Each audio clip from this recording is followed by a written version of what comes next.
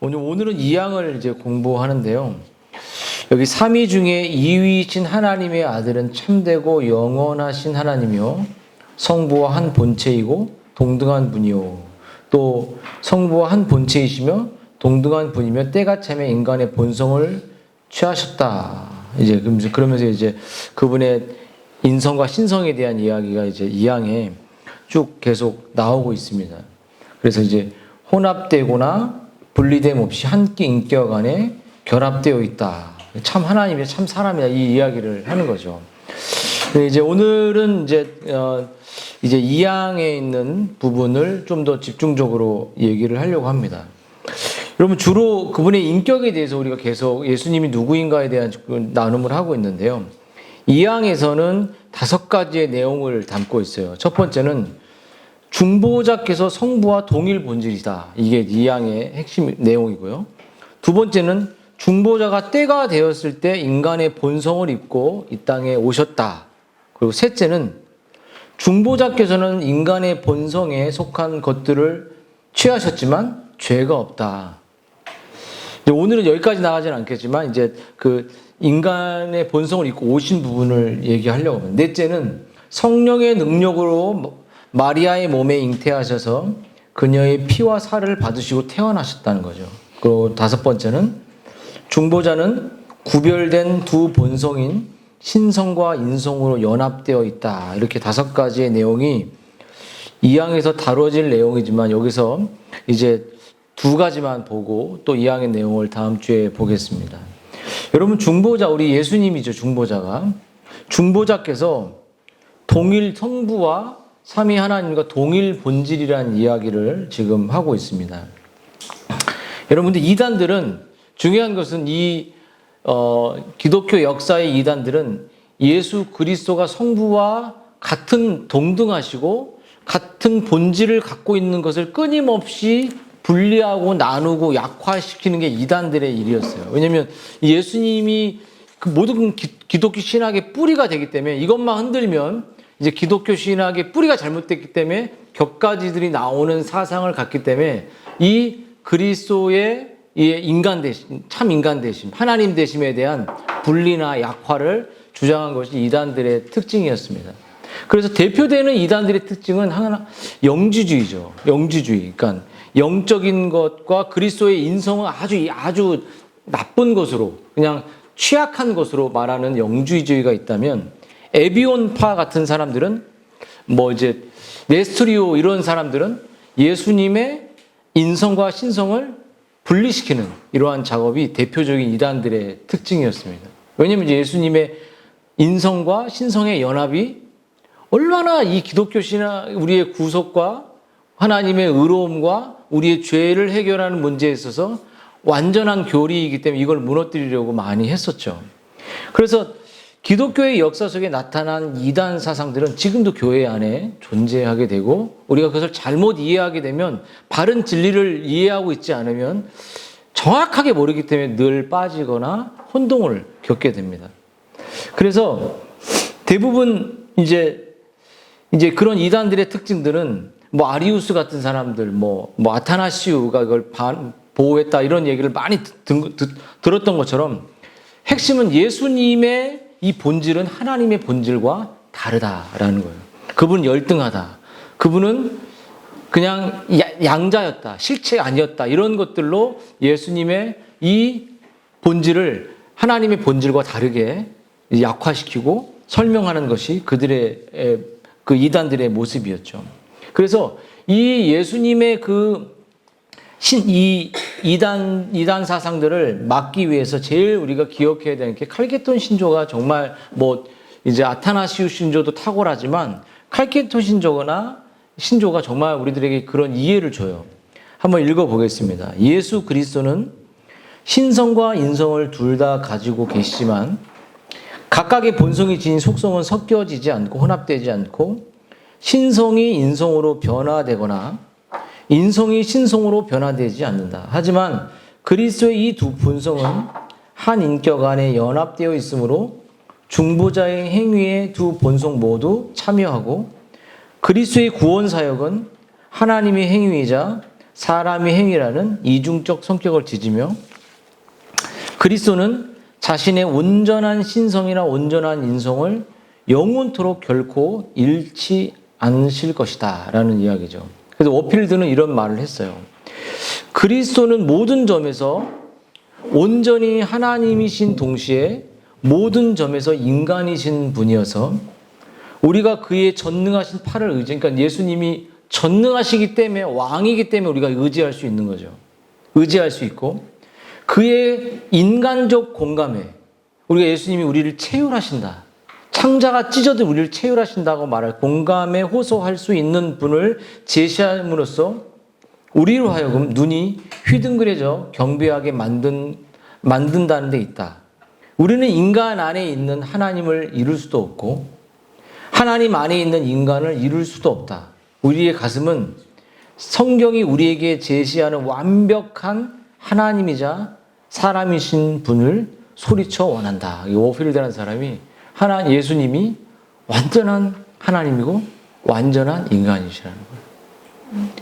여러분 이것이 그래서 빌립보서 말씀한 것처럼 그는 예수님은 근본 하나님의 본체다. 이렇게 동등됨으로 취하지 않고 않았다라고 이렇게 말씀한 것처럼 예수 그리스도가 하나님이다라는 사실을 그러면서도 참 우리의 구속자로서 우리의 죄의 책임자로서 완전한 인간이시다. 한 인격의 두 본성을 가지고 있는 정말 신비 중에 삼위일체의 신비 같은 거라는 거죠. 근데 중요한 것은 이 중보자께서 오늘 2항에 보면 인간의 본성을 취하신 성육신의 사건이 이제 나온다는 거예요. 그 성육신의 사건은 이제 요한복음의 이야기로 들어갈 수 있죠. 정말 태초에 말씀이 계시니라. 이 말씀이 예수님이죠. 이 말씀이 하나님과 함께 그 말씀으로 예수님이 하나님과 함께 계셨는데 이 말씀은 곧 하나님이라. 성자께서 말씀하신 하나님이라는 거죠. 그런데 14절에 요한복음 1장 14절에 그분은 이제 성육신 하셨다는 거예요. 말씀이 육신이 되어 우리 가운데 거하심에 우리가 그 영광을 보니 아버지의 독생자의 영광이요 은혜와 진리가 충만하다라는 거죠. 그러니까 예수님이 말씀이신 하나님, 로고스라는 거죠. 그냥 말씀 자체예요. 근데 그 로고스가 말씀으로 예수님과 하나님과 함께 계셨는데 그 말씀이신 그분이 우리에게 나타나시고 우리의 죄를 짊어지고 하나님을 의롭게 하고 우리의 죄를 다 용서하시기 위하여 인간의 몸을 입고 오신 그 사건이 영광이라는 거죠. 근데 그 영광이 뭐냐면 우리 하나님처럼 높아지고 막 이렇게 이 세상이 높아지는 영광이 아니라 십자가라는 우리의 죄를 위해 죽으실 하나님의 죄인을 심판하실 수밖에 없는 것을 만족시키고 하나님이 우리를 사랑한다는 것도 동시에 만족시킬 수 있는 최고의 영광, 그것이 바로 십자가라는 거예요. 그걸 위해 이 땅에 오셨다는 거죠. 그래서 그 영광이라는 것을 말할 때는 정말로 우리는 1등하고 공부 잘하고 탑되고 주목받는 게 아니라 예수님의 영광은 낮아짐의 영광이라는 거예요. 그래서 주님께서 인간이 되어 오신 것은 되시려고 성육신에 오신 것은 아무도 측량할 수 없는 거리를 넘어오신 사건이라는 거예요. 한 신학자가 이렇게 말했어요. 주님께서 아담이 타락하여 그 순간 죄인을 향하여 하늘로부터 지상으로 연결되어 있는 나선형 계단을 통해서 수천 년, 어쩌면 수만 년이 될지도 모르는 인간의 역사 속에서 계속해서 하늘의 영광을 떠나 내려오고 계셨다고 말함으로써 주님의 잃어버린 영광의 크기를, 그러니까 수만 년, 수천 년, 수만 년의 그 천성의 영광을 그 이 땅의 지상에 오기 위해서 그 시간을, 그 영광을 계속 버리고 내려놓고 이 땅에 우리의 대속을 위해 오셨다는 거죠. 그것을 인간의 언어로 그 하나님 대신 예수님께서 그 영광을 버리는 사건은 하늘의 그 영원한 시간 속에서 이 땅의 지상에 오신 거잖아요. 그것은 헤아릴 수 없는 자기의 부인과 낮아짐으로 이 땅에 예수님이 오셨다는 사실을 우리에게 성육신 사건을 보여준다는 거죠. 잘 아시고 아멘 하시는 거 맞죠? 예, 할렐루야. 여러분, 그래서 인간의 몸으로 사신 우리 예수님, 그것은 자기 부인이잖아요.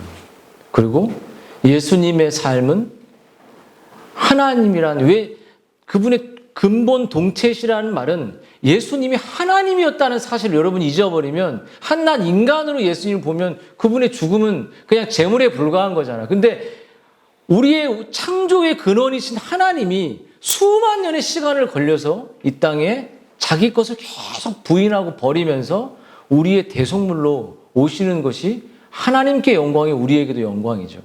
근데 그분의 삶은 그래서 고난의 종이고 슬픔의 사람이라고. 예수님의 삶을, 이름을 슬픔의 사람이라고 말할 수 있죠. 그래서 예레미야가 닮았던 이유가 그거죠. 그분은 늘 슬픔 속에 사셨죠. 여러분, 어떻게 예수님이 이 땅에 오셔서 사셨습니까? 주님은 인간이 되실 때 어디선가 호련히 나타난 성인이 아니었어요. 주님은 참 인간이 되셨고, 여자의 몸을 통해 오셨고, 출산을 겪으셨고, 부모의 돌봄이 없이는 죽을 수밖에 없는 아주 갓난 아이로 태어나셨습니다. 그렇잖아요. 우리 아이가 자기가 스스로 큰 것 같지만 엄마 아빠가 지켜주지 않았다면 여기까지 못 왔겠죠. 그렇죠. 예수님도 그런 출생을 겪으셨다는 거예요. 얼마나 비참하셨겠어요. 그렇죠. 그리고 33년의 삶을 죽을 수밖에 없으며 고통과 슬픔, 그리고 가난의 한계를 벗어버릴 수 없는 인간으로서 로마의 식민지인 유다에서 사셨습니다. 목수의 아들로. 우리 주님의 낮아지심을 십자가의 죽음으로 다 설명하는 오류를 우리는 범하는데요. 그러나 여러분, 창조주 주님께서 이 땅에 사는 세상에 오셔서 한 인간으로 33년 동안 살아갔다는 거죠. 여러분, 이것 자체가 영광을 잃어버리신 낮아지신 예수님을 우리가 볼 수 있다는 거죠. 조나단 에드워드가 이렇게 말했어요. 영광스러운 하나님의 아들이요, 하늘의 창조자가 이로부터 겪었던 수치가 얼마나 큰 것인지를 생각해 보자. 여러분들은 지금 우리 예수님의 이 고난을 그냥 성인, 석가나 마호메트나 이런 정도의 수준으로 생각하면 절대 안 되죠. 약 30년 동안 그는 노동자 사이에 섞여서 아무에게도 알려지지 않은 무명의 삶을 사셔야 했으며, 그동안 다른 노동자들과 같이 무시당했으며 세상에 알려지지 않았습니다. 여러분, 세상에 알려지고 싶고, 세상에 자기를 드러내고 싶고, 가난해지고 싶지 않고, 떵떵거리고 싶고, 그것이 최고의 영광이라고 말하자면 우리 예수님의 영광은 그게 아니죠. 여러분의 자녀들의 영광이 그렇게 예수님을 닮아가기를 원한다면 가난해질 이런 말이 아니라 이 예수님의 이 낮아지심을 조금 우리가 낮아지고 조금 우리가 갖고 있는 거 잃어버리면 분노하고 원망하고 못 살겠잖아요. 근데 여러분이 가지고 있는 그런 영광에 비해서 예수님은 비교할 수 없잖아요. 여러분, 우리는 우리 삶을 보면 우리 낮아짐에 대해서 우리가 낮아지게 되면 억울하다. 정말 난 왜 이런 취급을 당해야지라는 이 마음이 들지만, 예수님은 하나님과 동등한 분이지만 스스로 자신을 낮추셨고, 인간의 육신을 입고 세상에 오셔서 하나님의 말씀을 순종하는 삶을 사셨다는 거예요. 그 낮아짐의 극치가 바로 십자가였어요. 십자가. 여러분, 한번 보세요. 그 십자가가 우리에게 보여주는 것은 하나님께 영광이요, 우리의 죄가 완전히 용서된 복된 영광의 사건이지만, 예수님은 십자가에서 죽으실 때 침을 뱉음을 당했습니다. 그냥 우리 가온이 목사님이 침을 확 뱉으면 어떻게 했어? 울면서 엄마한테 이르겠지. 이렇게 우리 예수님 근데 침 뱉음 당했어. 그러니까 누가 뭐라 해도 끝도 없어야 돼. 잘할 수 있어. 침을 뱉어버렸어요. 웃지 마. 침 뱉는 사람이요. 이사야가 나도 거기 포함이다라고 말했던 것처럼 저 친구도 확 찌르고 그랬겠죠. 여러분 조롱받고 발가벗겨졌어요. 성직자님 발가벗겨지지 않았잖아. 발가벗겨졌어. 여러분 잔인한 그 형틀에 못을 박혀서 고통을 겪으셨어요. 창조주는 더 이상 낮아질 수 없는 자리에 낮아지셨고, 주님은 겟세마네에서 기도드릴 때 정말 너무 인간이셨기 때문에 피하고 싶었습니다. 하나님, 고난이 너무 힘들어요. 그랬죠, 예수님. 그 잔혹한 십자가의 고통과 죽음에 대한 이 두려움이 아니라, 그것도 두려움이 없었다고 말할 수 없겠지만, 그 말씀으로 로고스로 함께했던 영원한 본체이신 하나님과 분리가 일어나는 거예요. 그리고 그 전에 지었던 간과했던 구약의 모든 그냥 간과했다는 게 넘어가 준 거거든요. 예수님에게 다 부으려고. 그 구약뿐만 아니라 미래의 모든 죄의 진노를 다 감당하셔야 되는, 하나님이 한 손으로는 정말 그렇게 그 예수님을 그렇게 이렇게 외면하는, 하나님을 외면하는 그 사건을, 그 저주를 한 번에 받으셔야 됐기 때문이죠. 그래서 여러분, 이 십자가의 이 사건이 바로 정말 하나님에게는 자신의 의로움, 죄인을 심판하겠다는 의로움, 우리를 향한 살리고 싶어하는 그 사랑을 동시에 만족하는 최고의 지혜요 구원의 길을 그 예수님께서 그것을 감당하기 위해 이 땅에 인간의 대표자로서 인간의 몸을 입고 오신 거예요. 여러분, 그 예수님이 왜 근데 죄의 그 십자가의 사건에 실패할 수 없는 그 교리가 다음 주에 이제 무죄성, 예수님이 죄는 없다라고 이제 9절에 이항이 나오죠. 그 이야기를 다음 주에 해드리겠습니다. 그것까지 하면 너무 길어지기 때문에.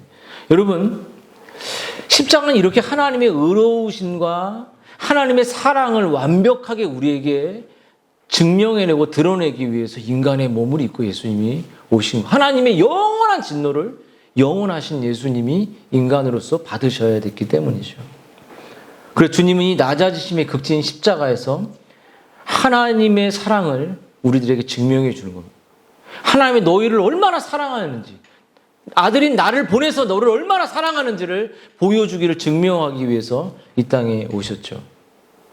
그리고 창조주셨고 영원 전부터 하나님이셨으며 성부 하나님과 얼굴을 마주하고 계신 분이셨던 예수님, 그런 그분이 하나님으로서의 권리와 영광을 내려놓고 낮아지신 거죠.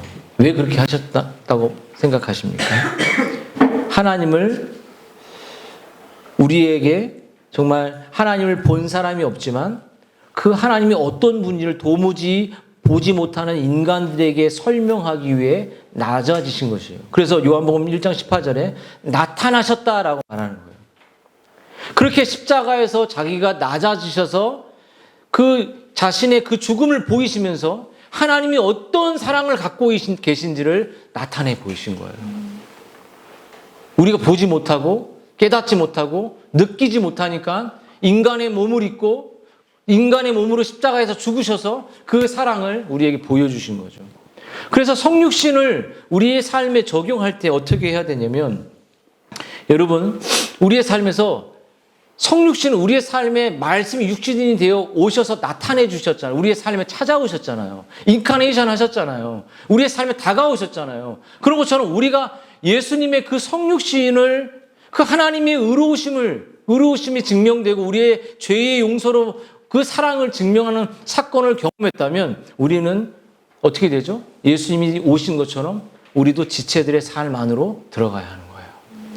끼리끼리 좋아하고 내 가족만 좋아하고 이게 아니죠. 여러분, 우리는 공동체 문화에 보면 자기 그룹이 많아요. 그 그룹 속에서 숨쉬고 그 조직 안에 또 그룹이 있어서 그 안에서 끼리끼리 힘을 모으고 살아가는 인생을 겪죠. 아이들 학교 생활도 그렇습니다. 공부를 좀 잘하는 애들, 공부적 지식을 나누는 애들, 아니면 운동을 좋아하는 애들, 영 껄렁껄렁 거리는 애들, 여러 파들이 학교 안에 있겠죠.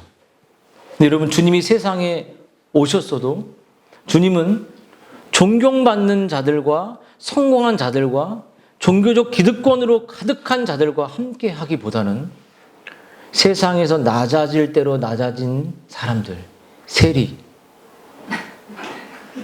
많이 겸손해졌습니다. 세리와 창녀와 죄인들과 많은 시간을 보내셨어요. 삭개오의 집에도 방문하시고, 그리고 당시 팔레스타인에 좀 잘 나가던 사람들 중에 제자를 선택하지 않으시고 갈릴리 어부들 중에 그리고 세리를 제자로 부르셨죠.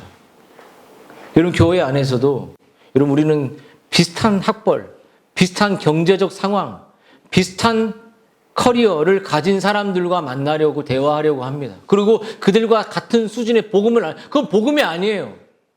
끼리끼리 그냥 종교를 나누는 겁니다. 고졸, 중졸, 대학을 나오든 대학을 다니든 그가 무슨 상관입니까? 저는 우리 아이들이 정말 대학에 꼭 진학하지 않아도 상관없어요. 정말 그렇게 생각합니다. 하지만 이 아이가 제가 삶이 끝나기 전에 예수님을 알았으면 좋겠어요. 예수님을 알면 삶의 목적을 정하게 됩니다. 삶의 기준이 세워지게 돼요.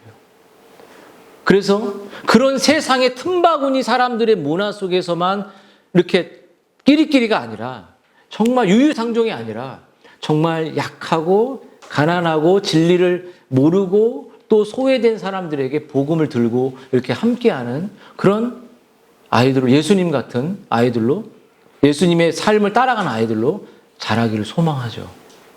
그리고 진짜 크리스찬을 만나서, 진짜 거듭난 크리스찬을 만나서 결혼하길 바랍니다. 일찍. 그러면 여러분, 그래서 성육신과 십자가 사건을 조금이라도 이해하는 사람은 정말 이런, 정말 세상의 그런 그룹들의 모임을 즐거워하기보다는 자신의 지체들과 함께 사랑하고 함께 아파하고 함께 기뻐하는 걸 사랑하죠. 여러분, 이 성육신 사건 우리에게 또 한번 적용한다면, 성도의 소명은, 우리들이 존재하는 이유는 하나님을 어떻게 설명해야 대가를 지불하는 거예요. 예수님이 자신이 인카네이션에서 하나님의 사랑을 위해 나타나셨잖아요. 그것은 뭐냐면 예수님이 나타나셨다는 건 하나님이 어떤 분인지를 설명하기 위한 것이었어요. 그 설명의 대가로 자기가 죽으신 것이에요. 하나님을 설명해야 돼요.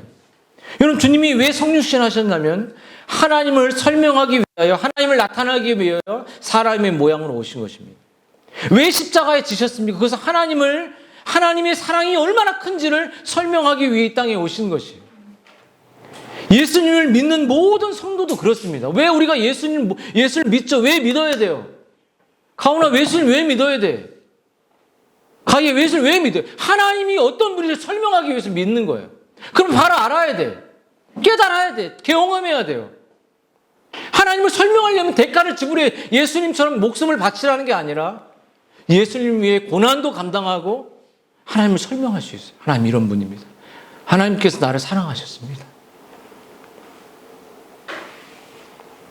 여러분, 이렇게 우리가 이러한 예수님의 성육신을 깨닫는다는 것은 이렇게 정말 하나님의 사랑을 우리가 어떻게 나타났는지를 우리의 삶으로 보이는 것이죠.